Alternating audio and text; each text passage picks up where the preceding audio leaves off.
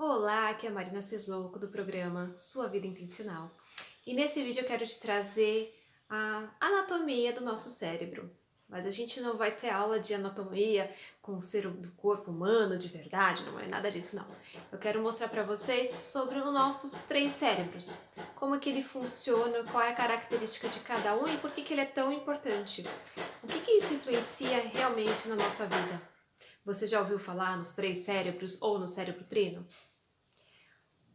O nosso cérebro ele é dividido em duas partes, basicamente. O neocórtex, que é o cérebro novo, que eu pintei aqui de azul, e aqui, que é o sistema límbico, o cérebro primitivo. Tá? Esse aqui é do nosso cérebro da época dos nossos ancestrais, lá na antiguidade. Bem antiguidade. Então, o neocórtex, o que é o neocórtex? O neocórtex é o cérebro novo, o cérebro do Homo sapiens. Ele é responsável pelo o quê? Quando a gente pergunta pra gente o que nós fazemos, quem responde é o neocórtex. Ele tem o pensamento analítico, a mente racional e tem o dom da linguagem. Já o sistema límbico, o cérebro primitivo, aqui. O sistema límbico é o cérebro primitivo, reptiliano. É o cérebro primitivo. Ele é responsável pela pergunta como e por quê. É responsável por todos os sentimentos, comportamentos, tomada de decisão, mas não tem a capacidade da linguagem. Isso é bem interessante a hora que você começa a entender o nosso comportamento. Por exemplo, quando a gente vai fazer uma compra, você sabia que o nosso cérebro decide 7 segundos antes se a gente vai comprar ou não? E se a gente resolve comprar, tá? Ó, a gente vai numa compra, 7 segundos antes a gente toma a decisão pelo sistema límbico. E aí o neocórtex justifica o que, racionalmente, por que a gente está comprando o que a gente está comprando. Por que a gente tomou a decisão da compra. Mas quem decidiu foi o sistema límbico. Isso é muito importante sobre o nosso comportamento. Então, dentro do nosso cérebro, nós temos o neocórtex, vou pôr ele mais aqui para cima, o sistema límbico e o reptiliano. O límbico e o reptiliano fazem parte do cérebro primitivo. O cérebro reptiliano é o cérebro primitivo, é o cérebro da sobrevivência, é o cérebro do subconsciente, das funções involuntárias.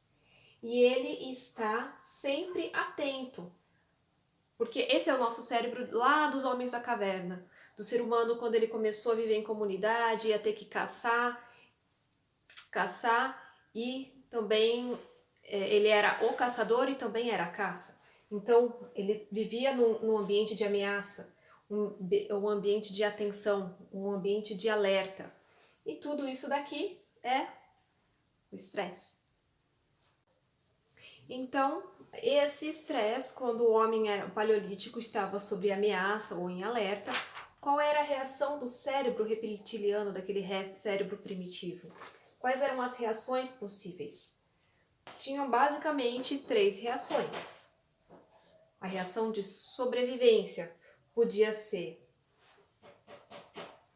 uma paralisia, ou ele para, ou ele corre, ou ele ataca.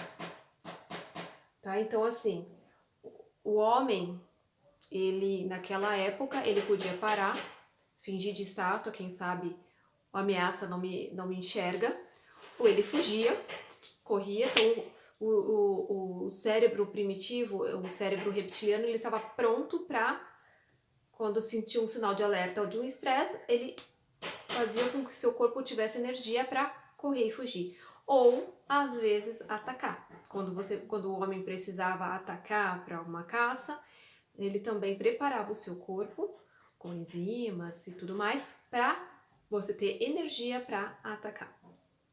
Só que hoje nós vivemos uma outra era, onde a gente não precisa efetivamente atacar, caçar. né? A nossa ameaça não é mais de predadores, hoje nós somos os maiores predadores da Terra. Então essa não é a ameaça que nos afugenta.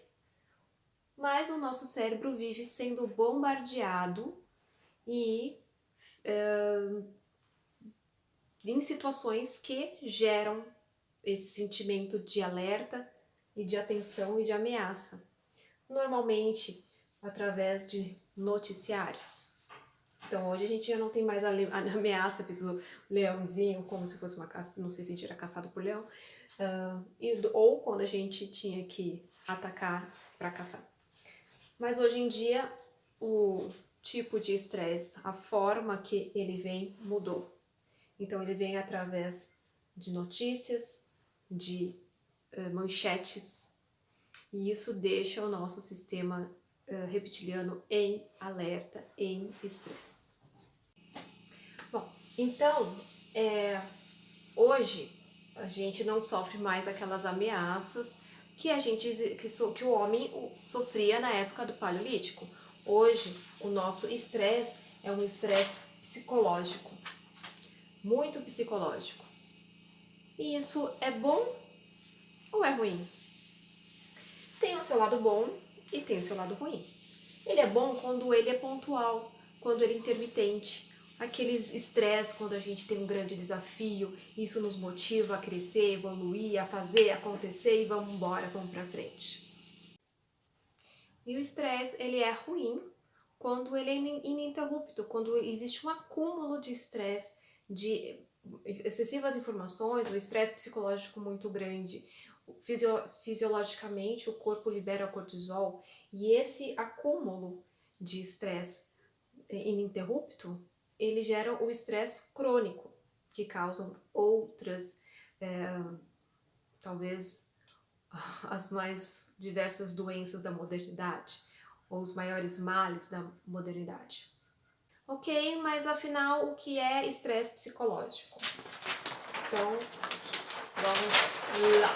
O estresse psicológico, ele é o fluxo de demandas, fluxo de informações, medos e preocupações agravados pelas agências de notícias. Só de pensar no perigo, as glândulas adrenais secretam cortisol no organismo. Empilhamento do estresse. O que seria o empilhamento do estresse? Então, a gente tem uma grande carga de estresse psicológico através do fluxo de demanda, muito trabalho, muito cliente para atender, muita coisa para fazer, pouco tempo, chefe falando, cliente esperando, enfim, cada situação, uma situação. Filhos exigindo nossa atenção, ok? Mãe toda hora. Também, porque a gente também tem outras coisas para fazer. Hoje as mães normalmente não se dedicam à casa e ao filho somente, né? Existem outras demandas que em outras décadas não tinham.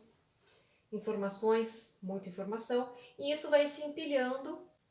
Então, o empilhamento do estresse começa com os níveis de estresse, começa com o esgotamento físico, você se sente extremamente cansada, parece que você não tem força, né? Só o suprimento alimentar parece que, mesmo que você coma direitinho, faça uma dieta mais saudável, mais balanceada, faça suplementação, mas parece que mesmo assim, ainda assim, você tem um esgotamento físico.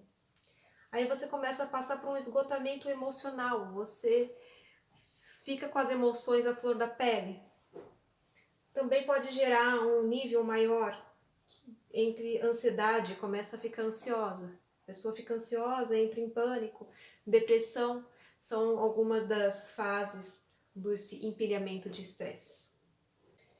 Interessante também entender e notar que o estresse também vem de demandas externas e internas. Não é só o que vem através do exterior. Também envolve o que a gente internamente se cobra. A gente, às vezes, querendo ser perfeito, super perfeccionista, a gente exige muito de nós mesmos, querendo ser sempre o melhor. E isso causa uma carga de estresse muito grande. na gente. Futuramente venham com outro vídeo falando sobre ser gentil com você. Ser gentil com você mesmo, isso é muito importante. Ameniza, coraçãozinho, viu, gente? E também de fatores físicos, que na época é uma ameaça física, uma grande aglomeração, é uma ameaça física. E fatores psicológicos. Ok, Marina, entendi, mas e o que eu posso fazer para melhorar? Então, vamos falar um pouquinho sobre o gerenciamento do estresse. Então, gerenciando o estresse.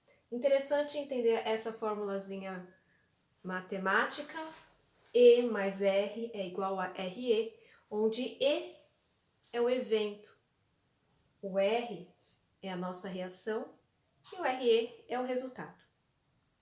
O evento, ele atinge primeiramente o nosso cérebro primitivo, o cérebro reptiliano. Acontece um evento, a primeira coisa que acontece, o nosso cérebro reptiliano de sobrevivência entra em alerta, dependendo do evento gera um estresse, e aí nós temos as nossas reações. Ou a gente ataca, como caçar e lutar, ou a gente foge, uma proteção, uma segurança, ou a gente paralisa, finge de morto. Quando a gente ataca aquelas pessoas que, através do estresse psicológico, a hora que vem o estresse, ataca, vai, bate de frente, vamos lá e enfrenta. E normalmente também quando é aquele estresse bom, que tem um desafio e você vai lá e faz e acontece e evolui. Agora, quando o estresse está naquele nível de empilhamento e a gente pode fugir, existe uma fuga para nos proteger, para um lugar que a gente se sinta seguro, ou a gente paralisa, a gente nem ataca e nem foge. A gente paralisa, finge de morto. E o que a gente pode entender sobre essa fórmula matemática? Que o evento, a gente não tem controle, às vezes ele acontece e a gente não consegue, a gente não tem controle sobre o evento. Um evento, por exemplo, mas a reação a gente tem controle. A gente tem controle da nossa reação. Então, respirar, a gente brinca. Inspira, respira e não pira, ok? Por quê? Quando a gente respira, a gente dá um tempo para o nosso cérebro se reorganizar, encontrar uma sintonia e tentar encontrar outras soluções. Porque o que a gente tem controle são as nossas escolhas. A gente pode mudar um resultado quando a gente consegue controlar a nossa reação através das nossas escolhas, a gente muda o resultado. O que seria um evento, por exemplo? Um evento seria, por exemplo, você recebe um pedido de casamento. Qual é a sua reação?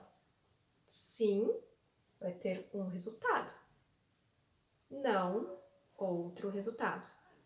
Então, a nossa reação determina o resultado final. E isso para todos os setores da nossa vida. Para os setores financeiros, para todos os pilares. Se chama de 5 pilares. Nosso corpo, nossa mente, a nossa parte financeira, nosso propósito, nosso coração. Isso interfere nos 5 pilares da nossa vida. Bom, espero que vocês tenham gostado. Escrevam nos comentários o que vocês acharam, o que pode ser melhorado, porque se o nosso propósito é evoluir, se eu acredito que somos seres feitos para evoluir, nada é perfeito, tudo evolui, tudo cresce, tudo melhora. Compartilhando sempre. Muito obrigada!